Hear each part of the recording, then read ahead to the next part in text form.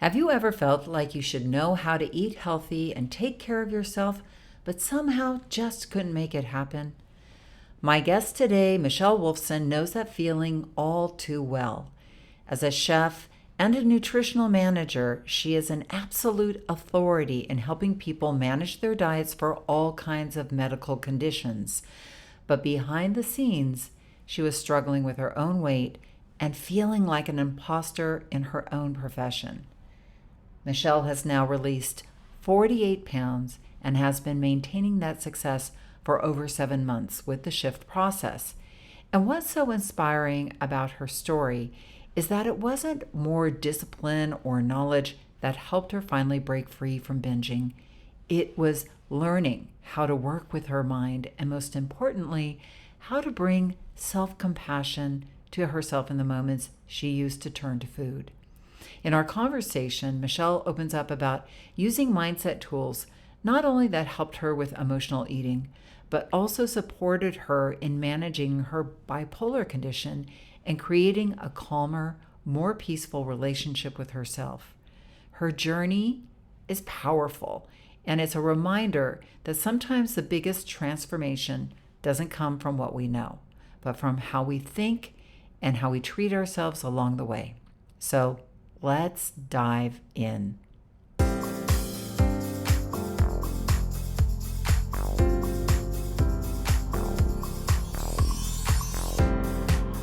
Did you know that our struggle with weight doesn't start with the food on your plate or get fixed in the gym?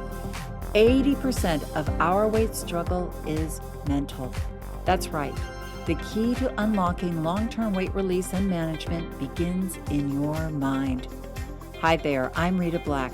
I'm a clinical hypnotherapist, weight loss expert, best-selling author, and the creator of the Shift Weight Mastery process.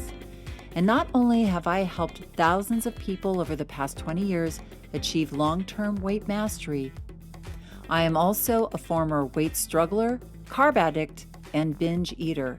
And after 2 decades of failed diets and fad weight loss programs, I lost 40 pounds with the help of hypnosis. Not only did I release all that weight, I have kept it off for 25 years. Enter the Thin Thinking podcast, where you too will learn how to remove the mental roadblocks that keep you struggling. I'll give you the thin thinking tools, skills, and insights to help you develop the mindset you need, not only to achieve your ideal weight, but to stay there long term and live your best life. Sound good? Let's get started.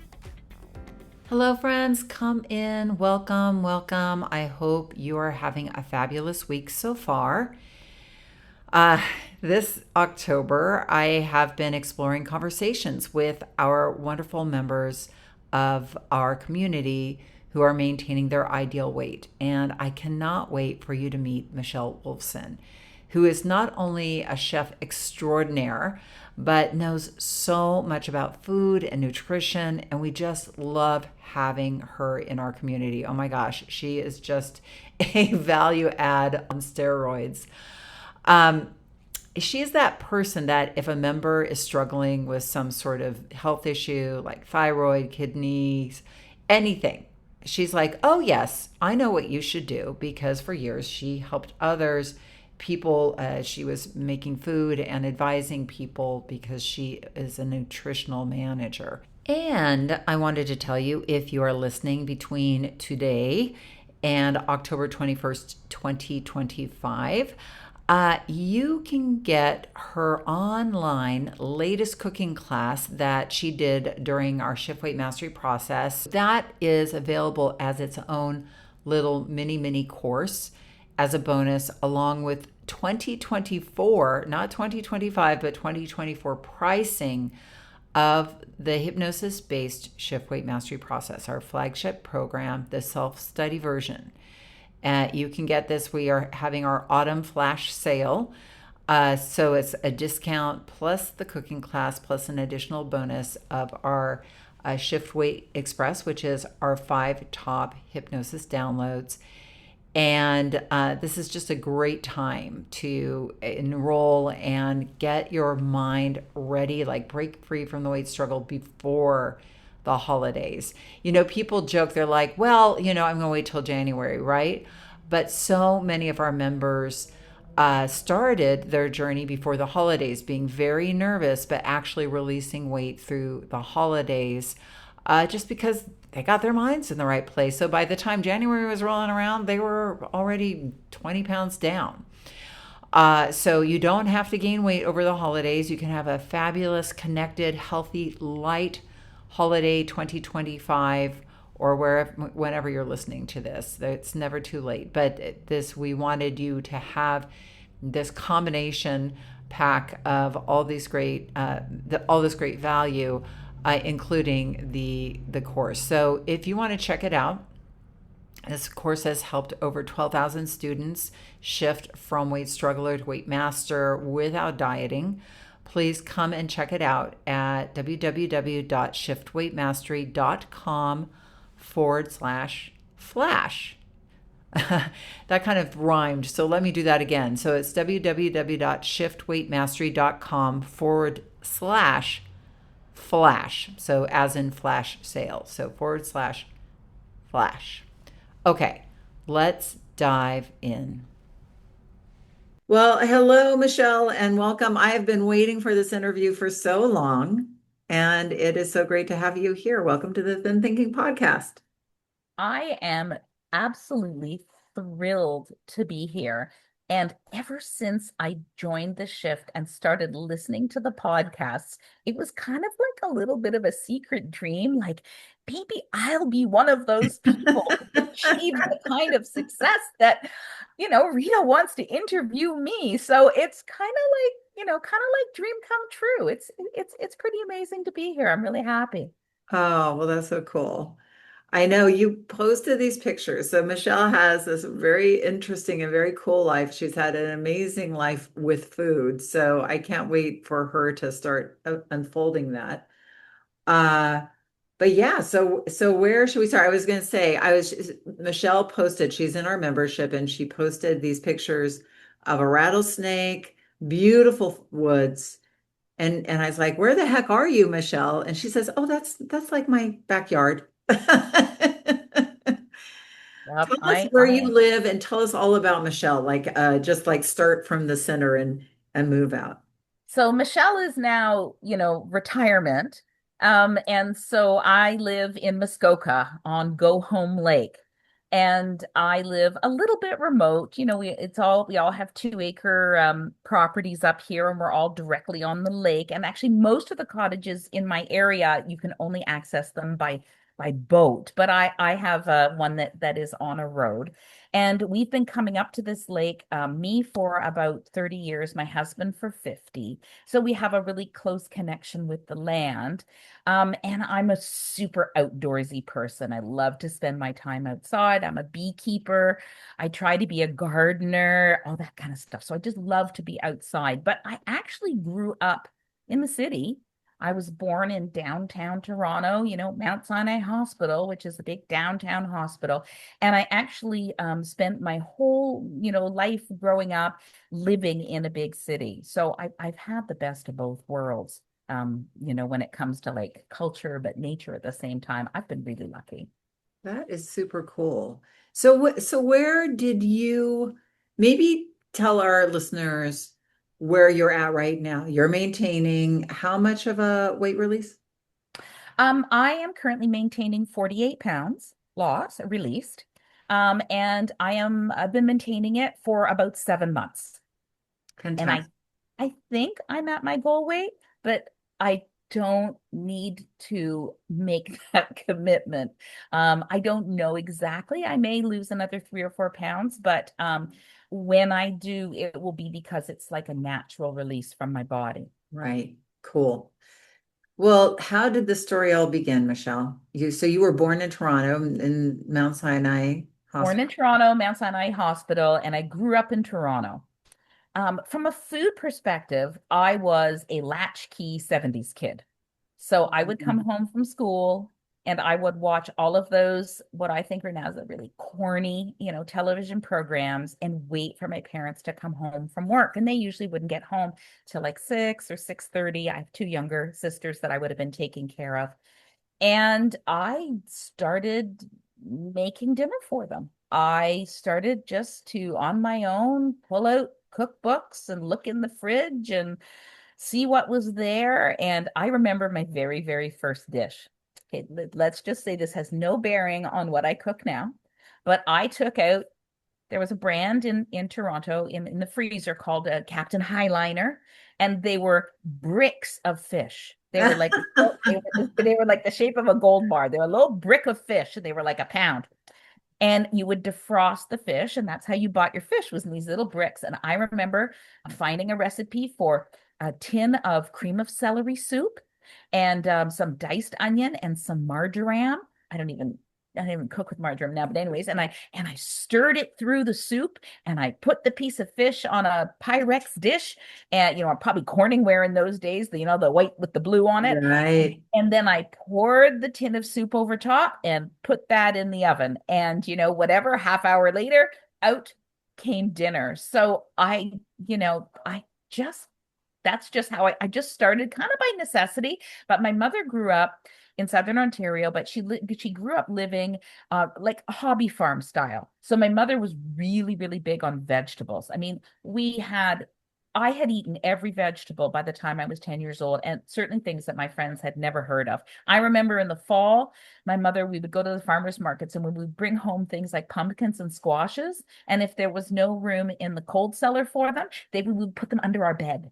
We would store there. How So fun. I did grow up eating a lot of food like that. And my father, it was the main cook though of our house, and he was a great cook. He really was. He made very traditional Ashkenaz Jewish kind of simmered stew kind of recipe stuff, but he adored food. And he would take me to the grocery store, and we would spend like half an hour walking through the grocery store, and he would talk about things and point things out. And it was just a really wonderful food positive experience. But I also grew up with uh, no ice cream, no potato chips, and no we call it pop, and you call it soda, and unless there was a babysitter coming.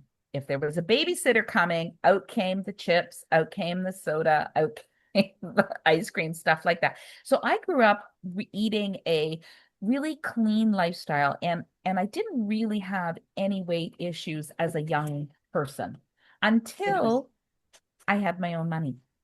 Mm. And I started work pretty young, or I had an allowance and I had money. And I was also an athlete. So I was usually on the swim team, and I would have workouts, like I'm talking about like kind of from age about 13 through to 18, workouts after school. I'd go into school at, early at 7, I'd swim for an hour, school would start, then after school I'd do another. So on my way home from school, I would be famished. Like I'm talking like absolutely starving. And I took the public transit to and from school, and I would get off at the convenience store and I would eat junk because it wasn't allowed in our house and because it was a quick fix. And I still managed to not be very overweight because I was an athlete. But I remember when I went to the pediatrician's office and I was 13 years old, and he accidentally left open my chart, because back in those days, you didn't see what the pediatrician wrote about you. And I remember him writing that I was 13 years old, that I was 132 pounds, I am 5'2", and I remember him writing the word obese because clinically that Yeah. is Yeah. it wasn't meant Yeah. to He wasn't cutting you be an insult, but down. It was you, just you like that was the clinical term you that would was the use clinical for term. And somebody of your height at that weight. right. And I remember being absolutely shocked that Mm. I was clinically obese. But what I want to tell everybody who's listening today, especially the women who are menopausal, especially the women who have been overweight since before they were 13, is that I am currently 124 pounds. And I am 8 pounds lighter than where I was at age 13. And I didn't do anything Herculean to get there. I Mm. just ate healthily, followed, did everything. It just happened. I just let it happen. So I remember when I first joined the shift, a lot of people who knew I was trying to lose weight they were critical. They were trying to be supportive, but they were critical and saying, you're never going to get to where you want to be. You're menopausal. That can't happen. You're too old. That can't happen. And I just want to tell you, it's just not true. Mm. I have never been this size. People are like, "Oh, do you fit into your high school jeans?" I'm like, "Are you kidding me? I fit into my grade six. Like I'm smaller than I was in grade six. What are you talking about? My high school jeans were much bigger than what I wear right now." So just as a can I actually lose the weight that will take me to a place where, from a body health and composition perspective, that I am healthy? Well, you can. And it only took 7 months. And one of the things that I used to do when I was in my teens and in my early 20s and my 30s and actually my 40s and maybe even my 50s is I used to cry myself to sleep at night because I was always overweight. And I wasn't just 10 pounds overweight like I was at age 13. It crept on and on and on and on and on. And every night that I went to bed, I said to myself, I will do anything to lose the weight.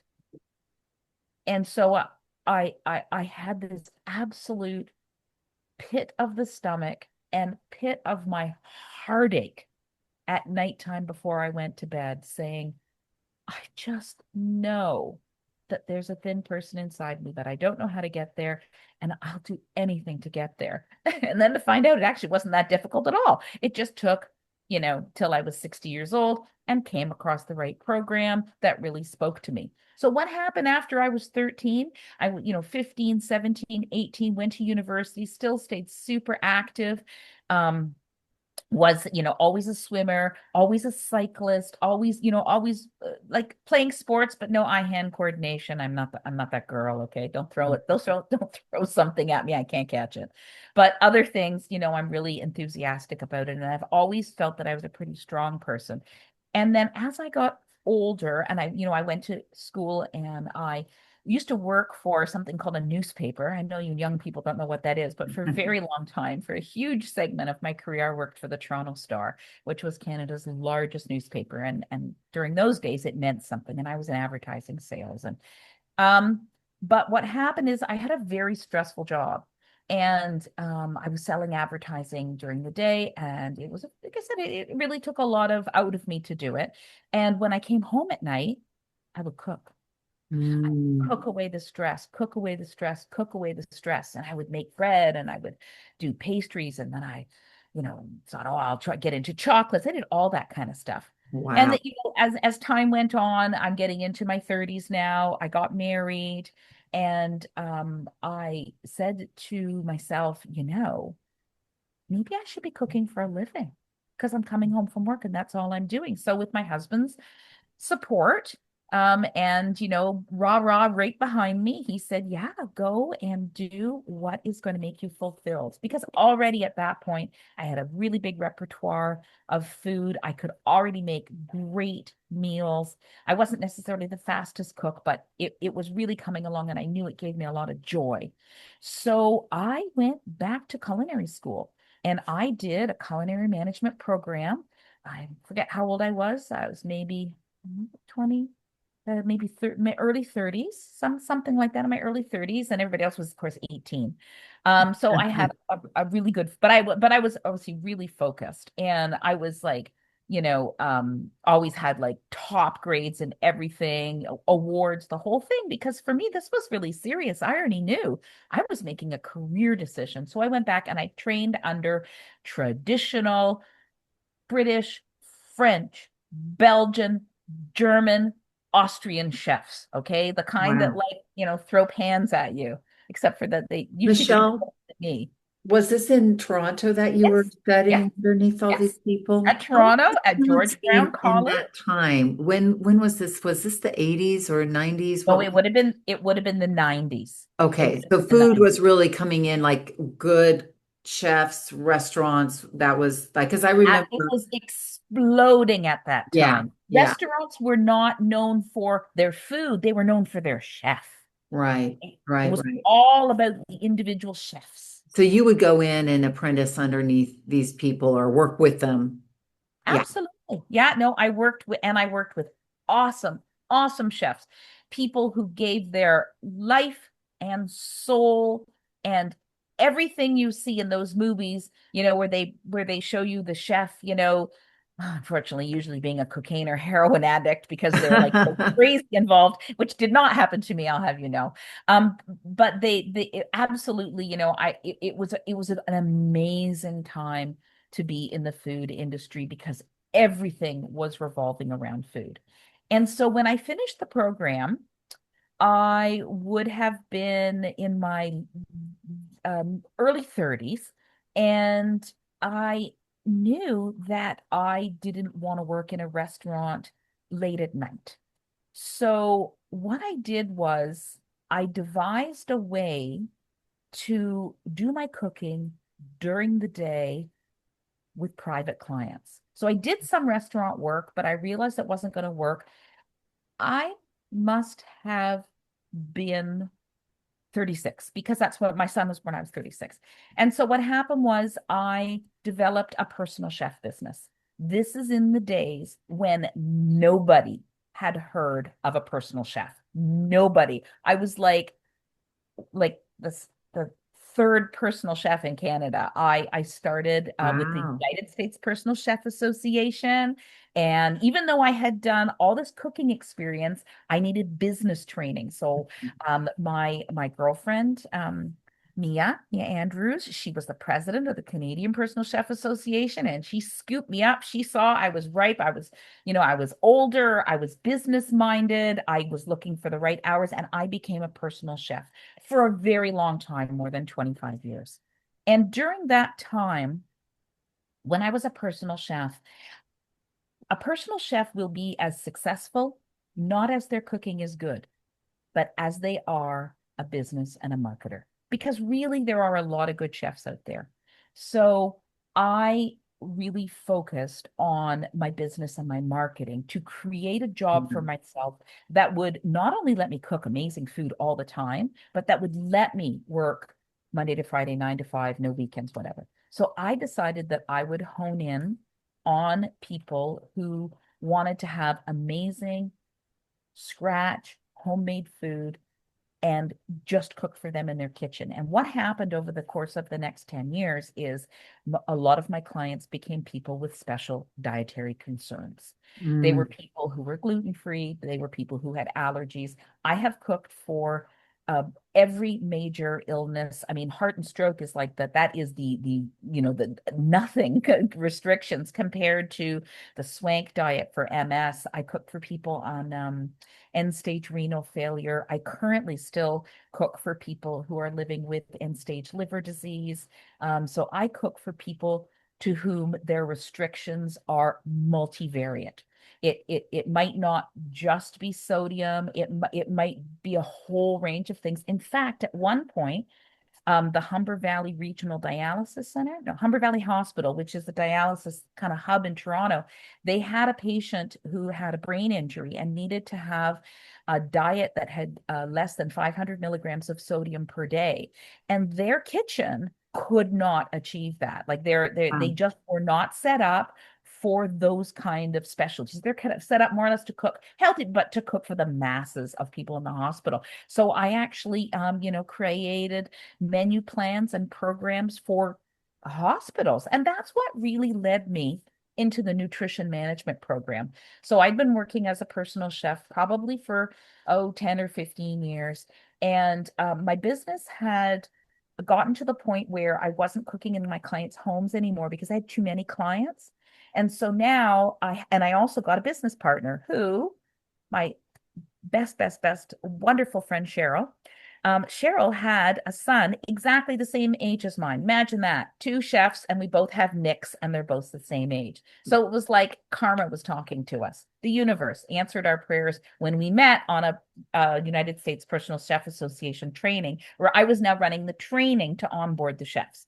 And she was Wow. one of the students. So, anyways, we got together, and she is just an amazing business manager, rock solid at that end of things. So what we did was, in exchange for managing the food service of private curling clubs, for all you Canadians out there, you know what that is. For all non-Canadians and Southern people, it's where you take a great big hunk around of granite and you forcefully, but not lifting, gently or whatever, like, make it go down the ice, and you send it towards the house at the other end. So I ran the food service in curling clubs in exchange for full-time use of their kitchens for my business. Wow. Can I ask you, when you were cooking, it's so fascinating, when you were cooking, when you were molding yourself, like when you were developing all these different strategies for people who had various illnesses, was that really creative for you? I mean, did you love that? Because it's such a challenge, right? Like no sodium. Like, how do you make that tasty for somebody? Or was that, did you find that restrictive or did you find that like exciting, Absolutely exciting.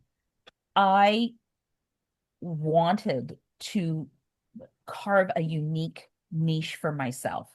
And I wanted to be able to prove that you could have awesome tasting food and it would allow you to live the life and respect the nutrition needs that you come across.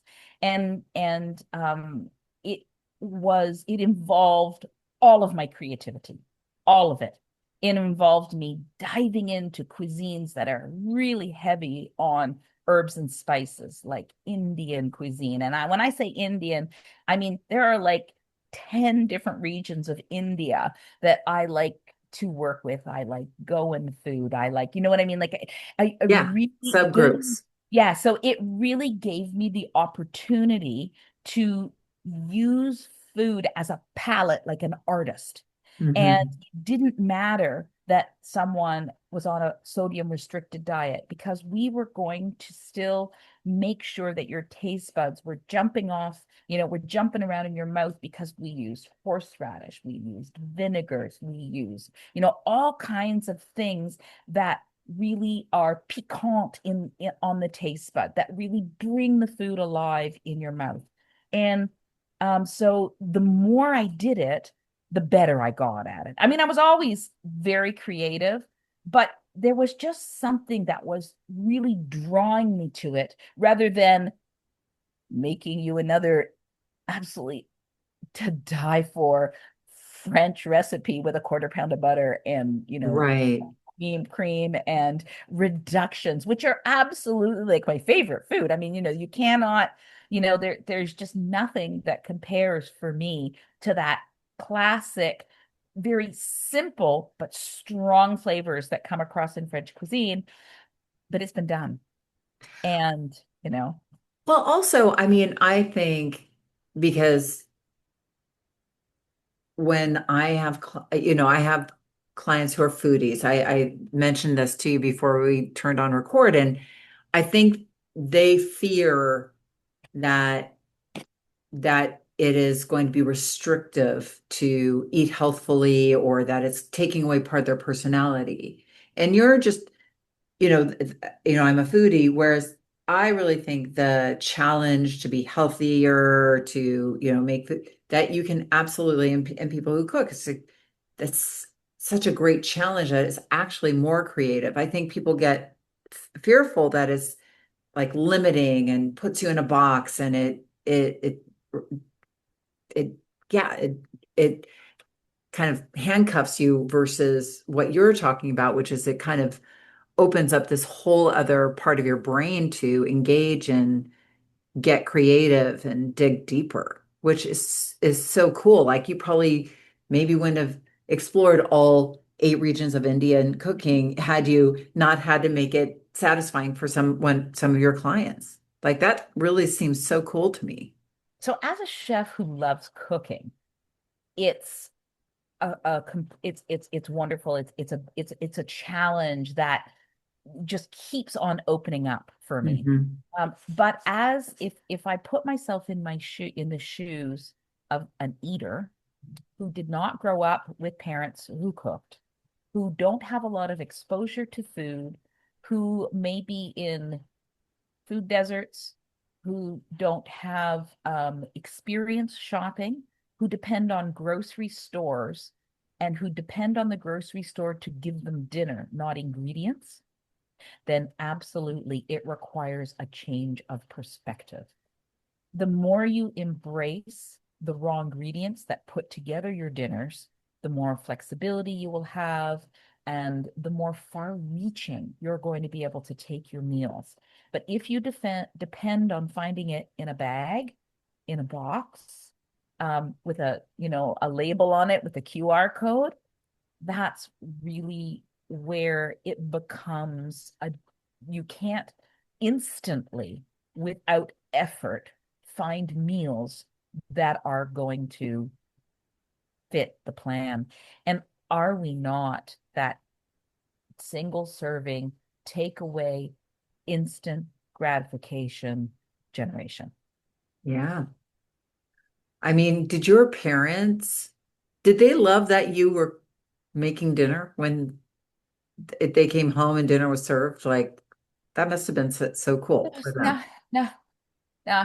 I didn't know if I want to admit this or not, but I'm going to. And I'm going to ask for forgiveness from my mom who have who left us in 2005, but my father was thrilled that I was cooking. And after my mother passed away, I continued to cook for my father, always giving him dishes. And in fact, at the age where your parent says, not one more gift, Hmm. I started this food. I'm gonna call it like a dinner. It wasn't a service or a style, but it was a theme called the Yiddish Mama. And what I did was I went back through all of my old recipes and his old recipes and historical recipes to find old traditional Eastern European Jewish food that I could make for him as a present because he didn't want Oh, it. So I made all kinds of things that I currently are not in my repertoire, like pacha, which is like it's kind of like the Eastern European. It's the Jewish equivalent of head cheese. It's not made with anything porky. It's made with like chicken feet, but it's basically like chicken foot jello with raw garlic in it. And if you know, you know, right? Like for the people who are like getting up and they're ripping off their hunk of rye bread and they're having their pacha, then they're whatever. It didn't do it for me. But my mother, and I love her to death, my mother was mortified that I was cooking for a living oh, really? because educated people don't cook for a living. Oh, So my interesting. mother she never said anything overtly Hmm. negative about the fact that I was cooking. And I provided my mother's end of life care. And I remember the last couple of months and the kind of food that I cooked for her. And I remember every single day. She died in my house. I did her palliative care in my house. Oh my gosh. Every day I would come into her room and I would bring her something like she was stopping to eat protein. So I would make my favorite rice pudding with risotto and I would get silken tofu mixed in with a lot of cinnamon and not that she didn't notice, but so that it would taste good. And I remember for the whole time I did her palliative care after every meal, whether it was tea and toast or whether it was minced and pureed beef bourguignon. She thanked me. And she didn't just say thank you, she thanked me genuinely for Wow. taking care of her. So I kind of look at that as okay, mom, I know you weren't proud. I became a chef because Jewish mothers always want a doctor, lawyer, or an accountant. But that was never going to be me. And but she was super appreciative. And as if anybody has ever done palliative care, when you do palliative care for a parent who appreciates it, you will never regret 1 minute of it. Yeah. It's you often are never given the opportunity to take care of your parents the way they took care of you. Yeah. So that's how I looked at palliative care. That's So, but, amazing. but no, mom wasn't really thrilled that I was setting out to be a chef, but Yeah. I did it anyways. Well, through these years that you were chefing away, what was your weight doing? Like, would you be heavy and then like diet, or were you dieting, or were you just, what was going on weight wise with you? Like, I hear So you were making food for people, but what was going on internally inside of you? when you buy chef, so I have always had chef jackets, Hmm. and I have them in size miniature that I wear now Hmm. to size Chef Paul Bocuse, Paul Prudhomme. I have them from miniature me to Paul Prudhomme size chef jackets. And do you know in your mind how big Paul Prudhomme was? No, I don't. He No. was very portly. Okay. Okay? Hard time getting through the doors. So I have been every size. And because I've always been really athletic, I have had the good fortune of being able to not experience a lot of health decline because I've always been have a really good muscle mass because I've always, done cycling or done swimming or doing something.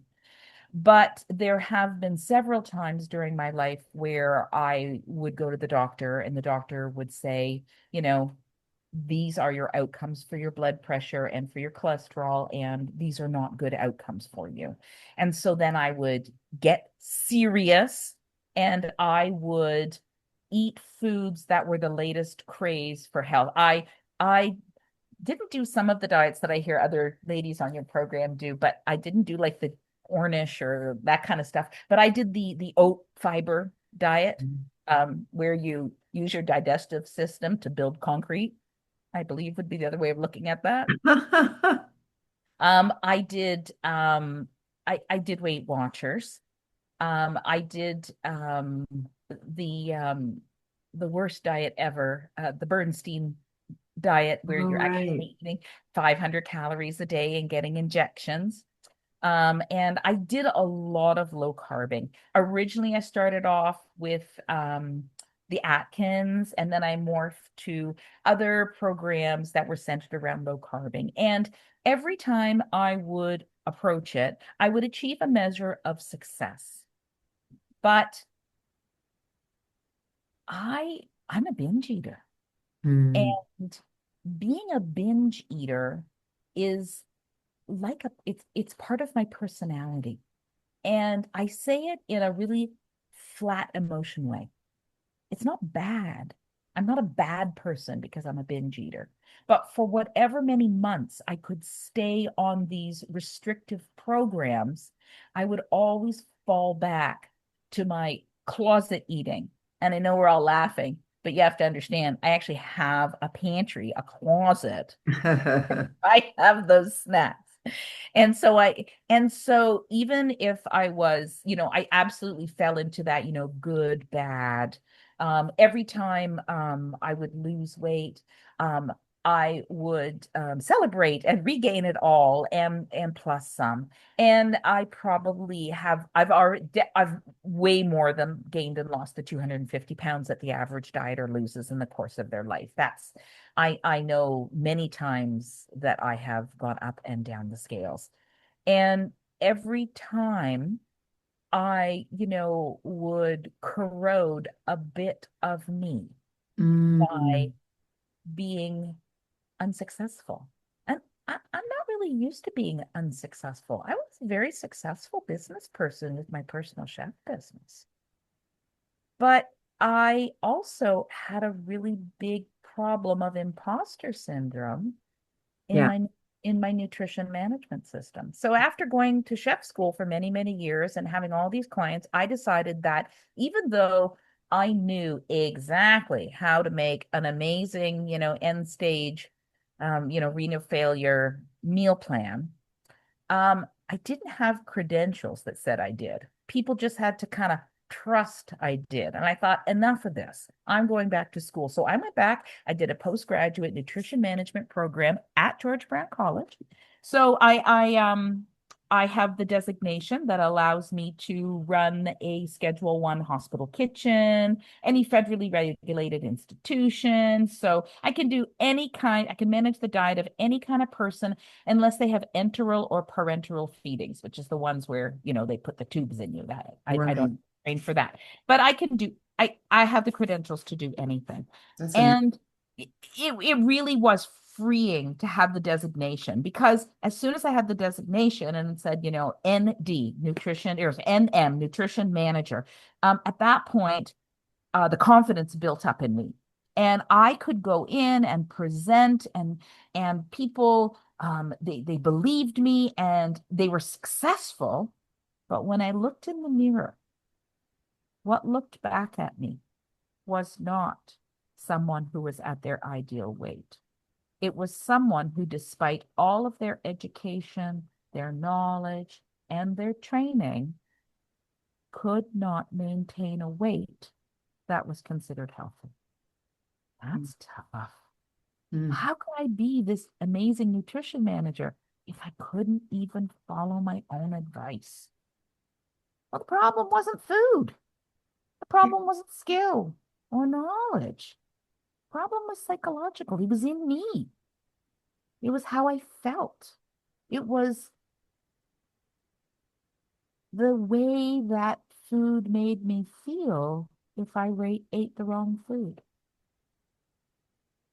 So the Atkins diet and the low carb diets really taught me a lot about being able to hibernate that carb zombie part of you that loses control around food. So Right. I knew that being able to eat a controlled carbohydrate diet was going to be an important part. But I already knew that, and I already did Atkins, and I already lost all this weight on it, but it came back.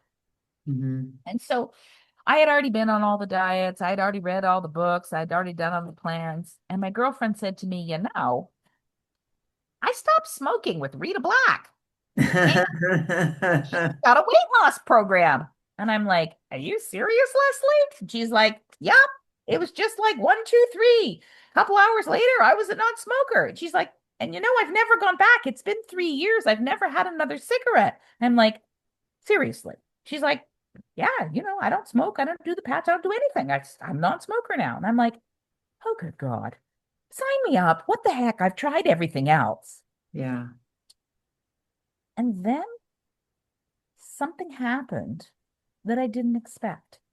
So I'll share with you that I'm bipolar and I manage my bipolar disorder through guided meditation, through cognitive behavior therapy, through biofeedback therapy, through exercise therapy, music therapy, and a lot of different therapies. And I've had this diagnosis of bipolar disorder now for 25 years. And while it is always part of my personality, it doesn't define who I am and it doesn't limit what I can do. But it did teach me that you can learn to think differently about triggers in your brain that bring on your spiraling thoughts. And I realized the similarity between my binges and the way I felt inside my body, that absolute sense of horror and shame and self-loathing and sadness that would just come over me in my binges. And I couldn't stop. It went well past the full feeling, Yeah. just couldn't stop eating. And I didn't know why. And then when I hit the shift, all of a sudden, I got explanations, I got answers, I got support. But the thing that was most impactful for me was I had to be kind to myself. Mm. I had never been kind to myself around food and binging. I had been the meanest person ever to myself Right.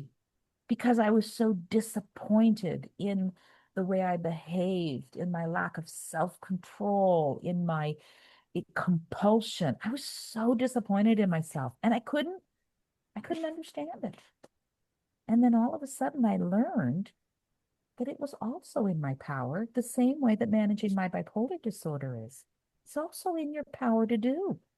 And it's very, very similar. You just have to look within and you have to build that inner coach that can give you the resources so that when you come up against challenges from your rebel and your critic, and that you can say, hey, I know that this food is tempting, but I'm going to tell you how this is going to make you feel. If you eat this, you're going to be crying yourself to sleep at night. But you have an option. You don't have to eat it. Instead, put your headphones on, go for a walk, leave the room, do jumping jacks, call a friend, read a book, pick up your knitting, get outside. And when you do those things, 10 or 15 minutes later, that binge, it it it dissipates. It doesn't go away. It just dissipates out of your body. And it's like you get flooded with self-control. And it didn't happen instantly. Hmm. Took a lot of practice. Yeah. Well, you're For sure. training some deep grooves out yourself out of deep grooves. Tell them about your therapist's the toboggan thing, because I think that's such a great metaphor. So when I was first diagnosed with my bipolar disorder, I went to see a psychiatrist and I had a full psychiatric evaluation. And the first thing they said to me was, well, you need this and you need this lithium. And so this is what we're going to do. We're going to put you on this lithium. And at the same time, I also had a therapist, a psychotherapist who I had been using. And so I went back to the psychotherapist and I said, I've had a real collapse. I've had a real breakdown. I ended up at a psychiatrist's office. I had to have a psychiatric evaluation, and they told me that I'm going to be on lithium. And she looked at me and she said, lithium is always going to be there for you. It is always going to be available for you to use. But the downsides of lithium is, first of all, it takes 2 years to get your dose right. And second of all, part of your bipolar disorder that is woven into you is your creativity. Mm. How do you think you are creative of a chef? Where are those wonderful, crazy ideas coming from? Well, they're coming kind of from your mania, from your manic episodes. Now, sure, you've got depression and you have days that are really tough. But if you take lithium, you'll be flatlined. Mm. So it's always an option for you. But why don't you invest in yourself and see what you can do without lithium, knowing you can always fall onto it? So she explained to me that when I had my spiraling thoughts, I was standing on the top of a mountain and the snow was very, very deep. And when I needed to get down to the mountain, I was going to take my luge, or for non-French people, that is your toboggan. And I take my toboggan and I go down the hill on it. And as it goes down the hill, it carves into the snow. And when I get back up to the top of the hill and I take my toboggan, the path of least resistance is the path that I took the first time. And over time, you go down that path over and over and over again. And for me, that was the root of my spiraling thoughts. That was the root that my negative thoughts that took me to a dark place, that's what they were doing. They were going over and over and over in this same path. And one thing about spiraling thoughts is they're comforting. They may not be good for you, but they're familiar because you always know where your toboggan's going to end up. It's going to end up at the bottom of the hill in that spot.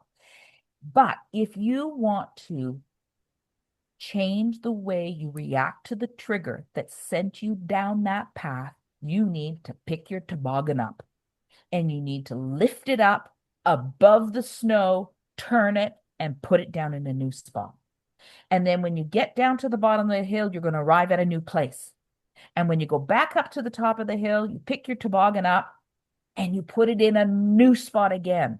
And that new spot is going to give you a neural pathway that's going to land you in a new ending. And it's not going to be the same one. It's going to be one of your own choosing because you move the luge yourself.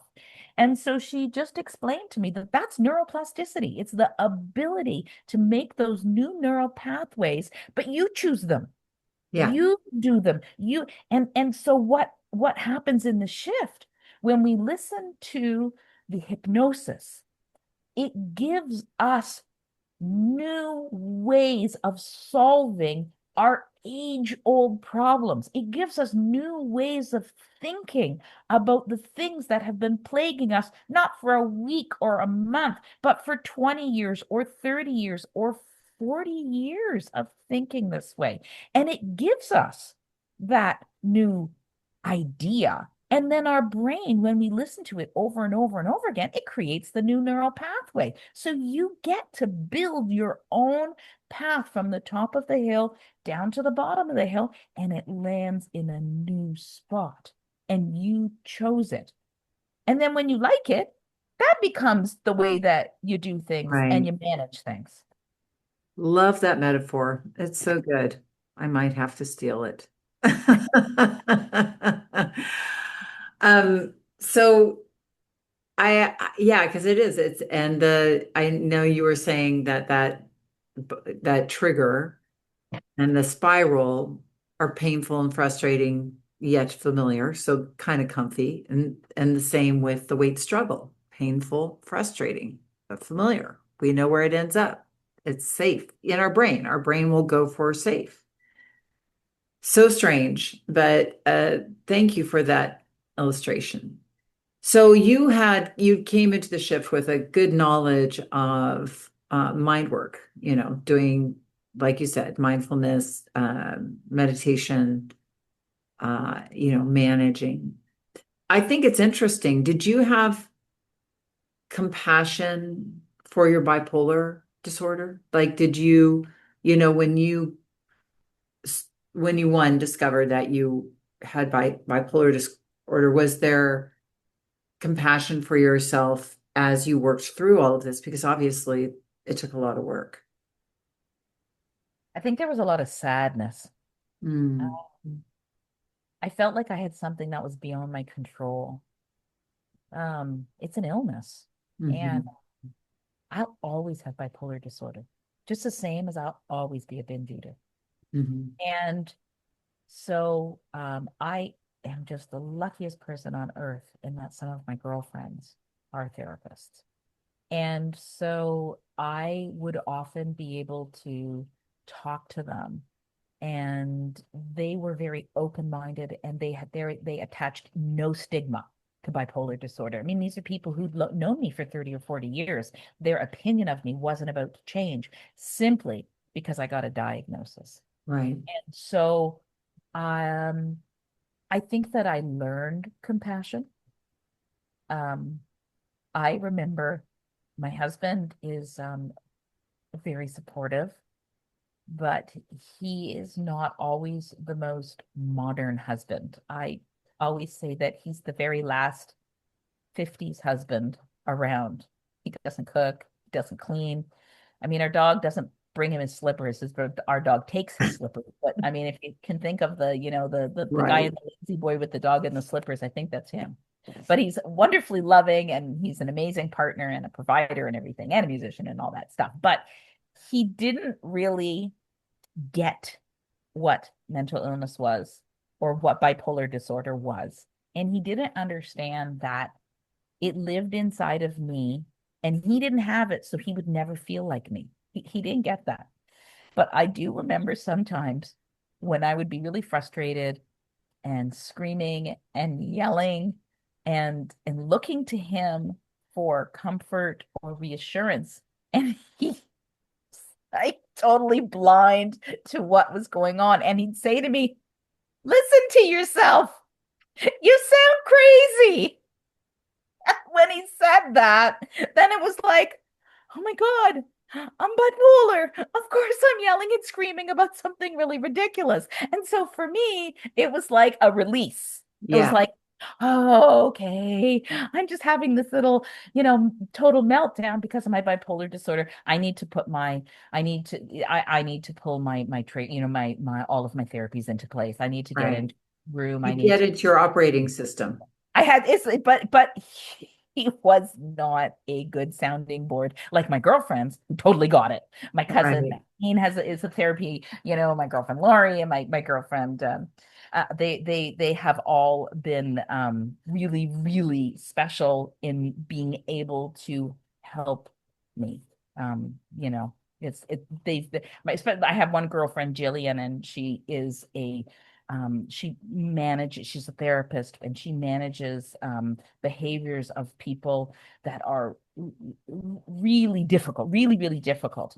And I always make her my last resort because I think she has a really stressful life. But when she talks to me like I'm normal, like my bipolar disorder is normal. Yeah. So like and so when other people treat me like my bipolar disorder is normal, then I am more compassionate because now I realize a lot of people out there have mental illness. A lot of people have bipolar disorder.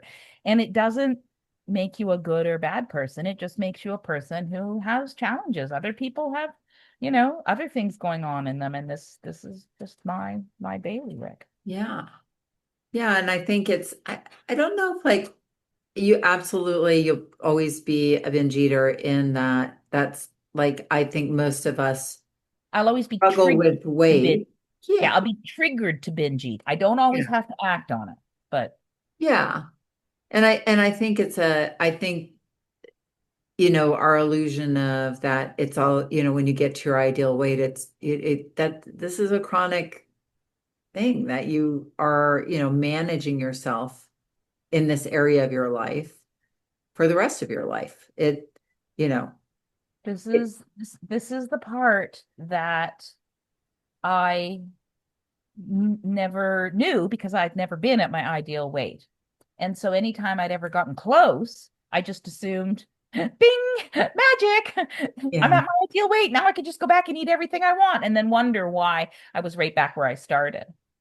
And when I went through the shift program, so many habits had changed that that's never going to happen Yeah. because so many of my daily, weekly, monthly, and minute to minute habits are different that I don't feel that way.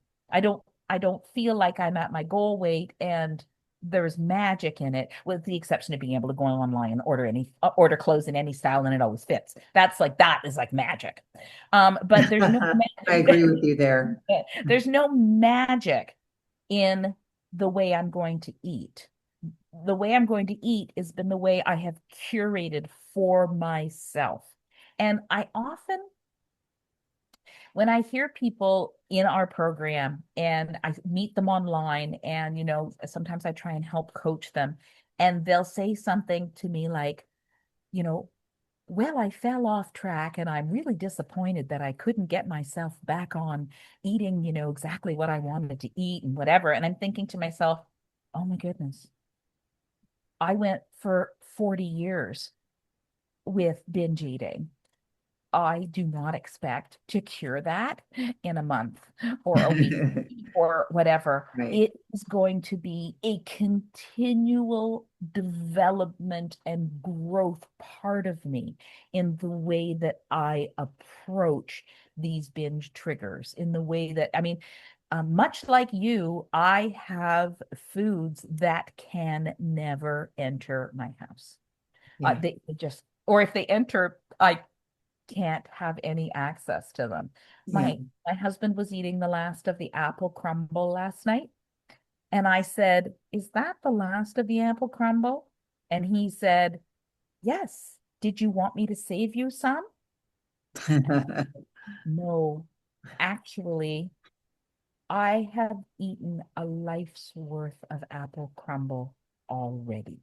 I think I make the best apple crumble in the world, and I'm sure my partner Cheryl will agree because we served it at like to literally thousands of people at all of the bonspiels that we ever did because we made it by hand, and it's absolutely wonderful. Sounds Like wonderful. it's like an oatmeal cookie on, on apples. It's just fabulous. But it's a huge trigger for me. Like Yeah. it's a colossal trigger. I cannot eat a serving of apple crumble. A serving for me is, well, it's a pan. And Yeah. if you're in a restaurant, it's a hotel pan with 30 servings. Like I might not eat it in one night, but there's nothing left over at that. So I recognize that there are certain things that I will never eat again, except for if I go to somebody's house and they give me one serving and I know I can't go in their kitchen and steal the rest of it and put it in my bag and take it home, then I can have a little bit. But I have made peace with the things that I will never eat again because of how they make me feel. Yeah. Well, and there's so many other foods that you can Oh eat. my gosh. Oh my gosh, there's just millions of things out there all the time that I eat. I mean, my fridge is full all the time. I'm constantly cooking, making new recipes, doing new Yeah. things, running my smoker. I mean, I'm just constantly developing new things and trying new recipes and doing things all the time. No shortage there. No shortage there. And most of the foods, you made a comment during the training that talking about binge eating, saying that most people gain weight by eating the same foods at the same time with the same foods, same time, same place. Well, it's like 100% true. 100% true. And so if you can remove yourself either from the foods or the place or the time, you can keep that under control. So there are very few foods. There are a few that don't come into my house, but most can. Surprisingly, I'm good with most things now. That's awesome. Yeah. That's great. Yeah, I think it's an evolution. You figure it out. And for somebody like yourself, for those of you who are listening, Michelle posts the most amazing food pictures. She should work for a magazine because she does like post her, oh, this is what I made for dinner tonight. And we're all like, can we come and eat at your house? Because it's just so beautiful. Um, I had some questions, Michelle. What are I'm kind of interested, like as a nutritional manager, and maybe this didn't come across, but I have a feeling it is. Like, what are some myths that people buy into around food? That in your career that, when people are trying to be healthy, maybe not necessarily losing weight, but like, are there any sort of myths? So there are myths that have been propagated by our governments over time, and they weren't propagated by the governments in a malicious way. But if you take a look at our food pyramid, and you look at it between the ones that were produced by the government, and of course my examples are always going to be the Canadian government, but they're pretty similar with American sources. And what they told us to eat in the 70s and the 80s and the 90s and the aughts and now. And what they used to tell us was that we should eat whole grains. Hmm. And when you say eat whole grains, my mind immediately goes to, okay, so maybe we'll be putting some kasha or some millet or some, some kind of like, because I Barley, yeah, but I think of like a grain that is an entirety where you eat whole. the whole thing. You eat the endosperm, you eat the chaff on top, the thing that makes it whole. And that's not what people take from it. People take from it that somehow whole grain bread is better than white bread. But there's like nothing about whole grain bread that is virtuous. If you look at the composition of a slice of toast, whether it's whole grain, rye, sourdough, Ezekiel, whatever kind of bread, it's a carb and it has very, very little fiber. Oh, but it has twice as much fiber as white bread, right? Because white bread has 1 gram of fiber and whole grain has 2 grams of fiber. And how is that helping you achieve, a daily total of 10 to 15 or 20 grams of fiber? Like you can't eat 23 pieces of it. So I think part of the myth is that we should be eating foods that governments and associations have told us are healthy for us without using our critical thinking powers. General Mills does not care that you are fat. General Mills wants you to buy their product. And this isn't an anti-General Mills thing, as No. it's a food labeling issue, it's a quantity of food issue. I mean, when someone puts granola on their yogurt, if I were to do that, I don't because it has sugar, but my husband, for example, I put about 10 grams of granola on. I make it at home. But when someone goes to the grocery store and they buy a name brand granola and they look at the serving size, it says sometimes like half a cup. And then you look at the calories on it, and the calories are like 350 calories. And Yeah. then they're going to be adding milk and fruit and all kinds of other stuff. And they've not got 1 ounce of quality protein in their body, even though they thought they were eating something healthy because the symbol on the box said green, healthy, Yeah. cow, whatever the symbols are on there. We've been marketed to for a very long time by manufacturers. And it has led people to think that somehow brown rice is good and white rice is bad. But the truth is, no rice comes without a huge glycemic spike. So I ended up at the end of my weight loss journey thinking that I was going to have a great A1C, which is the measure of my blood glucose, my glycosylated hemoglobin. And I thought I lost this weight. I eat healthy. I'm going to have a great A1C. Well, guess what? I did not have a great A1C. In fact, over the course of the last 4 years, it had gone up by like 6 points. And even Wow. though I lost the weight, so I was really confused. I was really perplexed. Yeah. Possibly it would have gone down over time, but I said, you know what? I am going to use my scientist. And more than my inner scientist, I'm going to use the little patch on your arm with the little probes. And I'm going to get a continuous glucose monitor. And I am going to measure my blood glucose 24 hours a day. And I did it for almost 3 months. And I learned so much about how my body processes different foods and what made me spike, even though it might not make the person beside me spike. I learned. And one of the things I learned is that I always need to eat the protein in my plate first. I Hmm. eat meat, even if I'm just eating 3 or 4 bites, I eat it before the vegetables.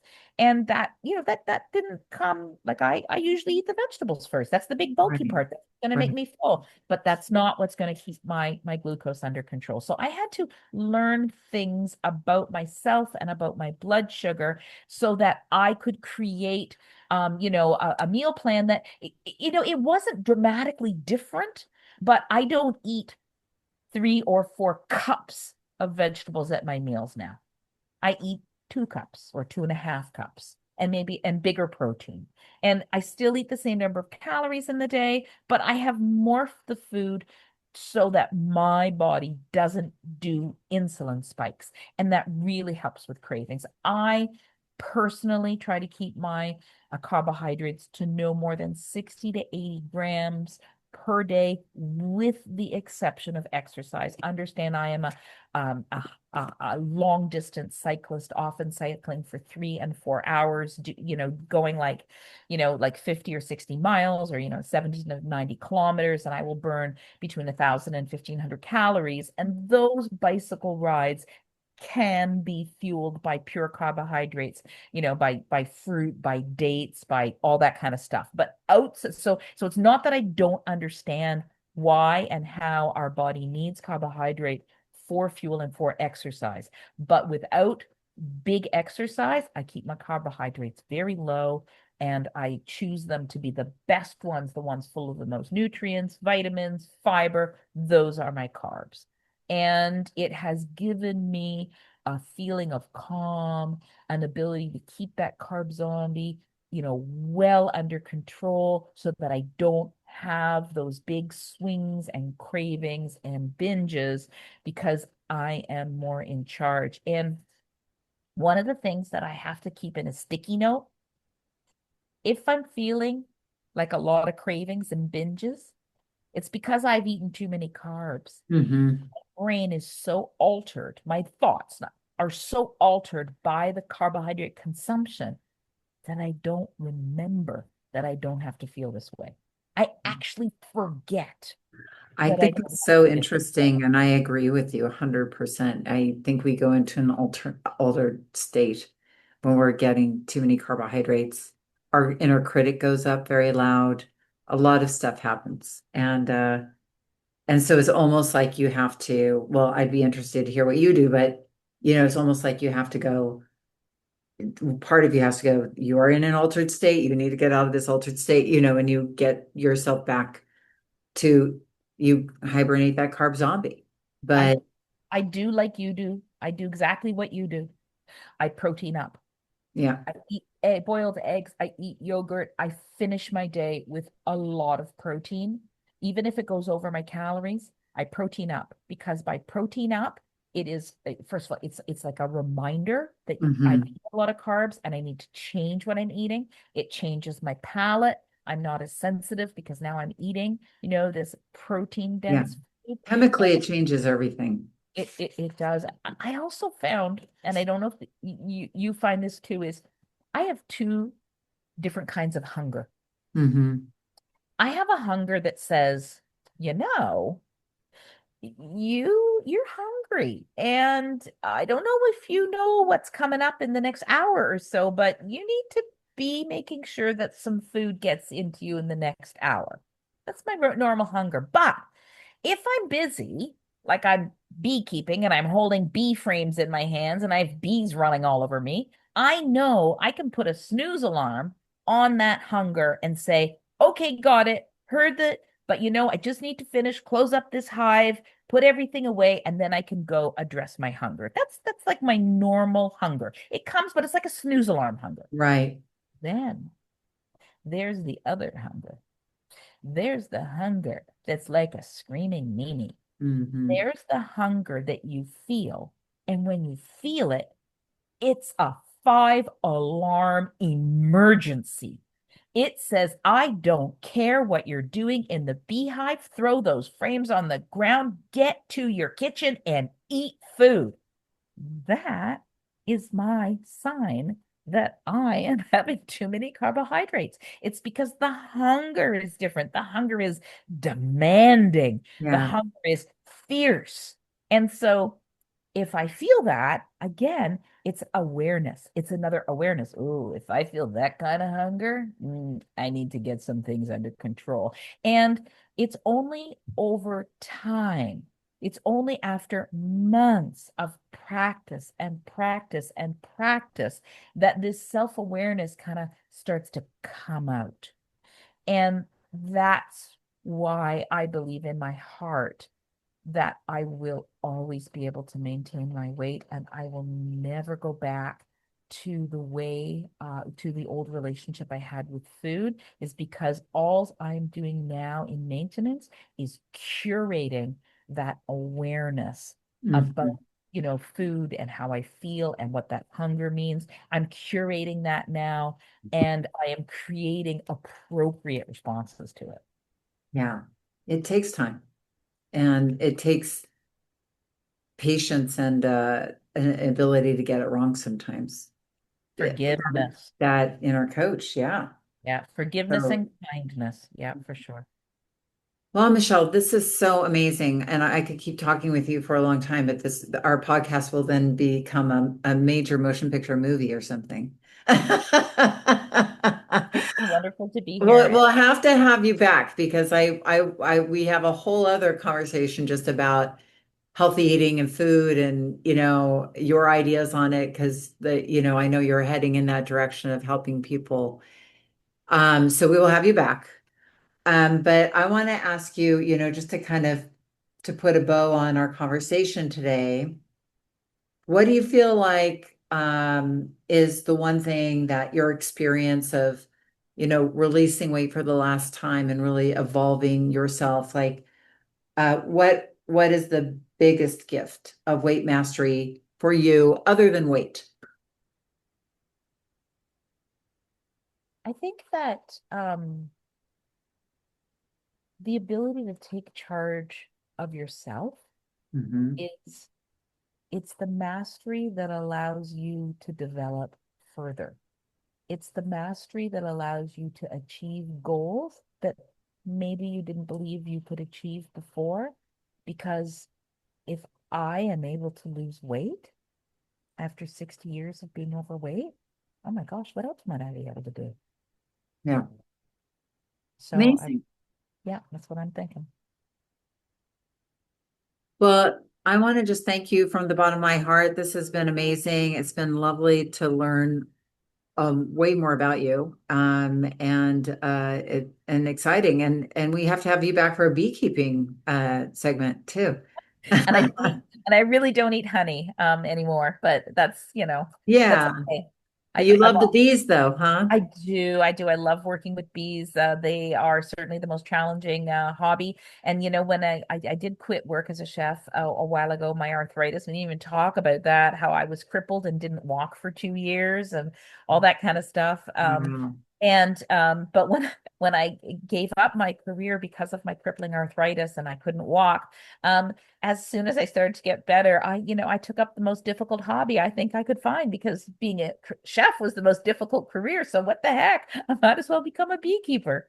Well, you certainly take on the challenges. I have a friend who keeps bees, and it is, like I said, it's a podcast episode in and of itself because they're fascinating, Yeah, fascinating creatures for yeah, sure. My yeah. gosh. Yeah, you don't respect them until you hear about keeping them. That it's just unbelievable. So, uh, Michelle, it was just a joy to speak with you, and you are such an amazing contributor to our community. So thank you, thank you. It's a real pleasure. Thank you very much for the opportunity. Oh, thank you, Michelle. And again, I value you so much, and thank you so much for bringing all your brilliance to our community. You are amazing. And you, listeners, thank you so much for all the value you bring to the Thin Thinking community. I appreciate so much all the conversations that we have here in our world. And hopefully, Michelle's story touched you. I know it touched me. And don't forget, our autumn flash sale is happening right now through October 21st, 2025. You'll get 2024 pricing on the Shift Weight Mastery Process self study program, Michelle's new online cooking class, and our 5 top hypnosis downloads from the Shift Weight Express. It's the perfect time to get ready for the holidays and set yourself up for lasting weight mastery. So just visit www.shiftweightmastery.com/flash. That's /flash, FLASH, to join in, or you can check out the link in the show notes. And have a great week. And remember that the key, and probably the only key, to unlocking the door of the weight struggle is inside you. Yes, you. So keep listening and find it. We will be back here again next week. Thanks for listening to the Thin Thinking Podcast. Did that episode go by way too fast for you? If so, and you want to dive deeper into the mindset of long-term weight release, head on over to www.shiftweightmastery.com. That's www.shiftweightmastery.com, where you'll find numerous tools and resources to help you unlock your mind for permanent weight release, tips, strategies, and more. And be sure to check the show notes to learn more about my book, From Fat to Thin Thinking, Unlock Your Mind for Permanent Weight Loss, and to learn how to subscribe to the podcast so that you never miss an episode.